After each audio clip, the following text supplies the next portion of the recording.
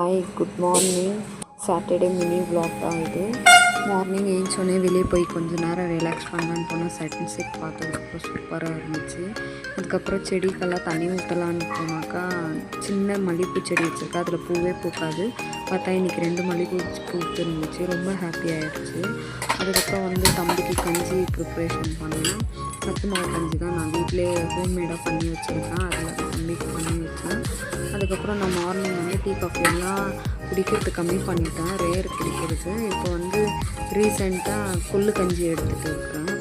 கொள்ளு கஞ்சி மார்னிங் எழுந்தோம் கொள்ளு கஞ்சி குடிச்சிருவேன். அதுக்கப்புறம் சரி கொஞ்சம் நேரம் ரிலாக்ஸ் பண்ணலான்னு ரிலாக்ஸ் பண்ணிட்டு 9 o'clock ஆகிடுச்சு. தம்பிக்கு டிஃபனுக்கு எதுனா ரெடி பண்ணலான்ட்டு சரி ரவை உப்புமாவுக்கு தான் ரெடி பண்ணேன். நான் அதில் கேரட் பீன்ஸ் ஆட் பண்ணிக்கிறேன். நீங்கள் ரவை உப்புமாவில் என்னென்ன ஆட் பண்ணுவீங்கன்னு கமெண்ட்டில் சொல்லுங்கள். கொஞ்சமாக வெங்காயம், ஒரு வெங்காயம், ஒரு தக்காளி, 2 பச்சை மிளகா, அப்புறமா அரை கேரட்டு, 3 பீன்ஸ் மட்டும் எடுத்துக்கினேன். ஏன்னா தம்பி கேரட்டெல்லாம் கொஞ்சமாக தான் சாப்பிடுவான், நிறைய சாப்பிட மாட்டான். அதனால் அவனும் நானும் மட்டும் தான் பிரேக்ஃபாஸ்ட்டு எங்கள் 2 பேருக்கு மட்டும் தான் எடுத்துக்கினேன்.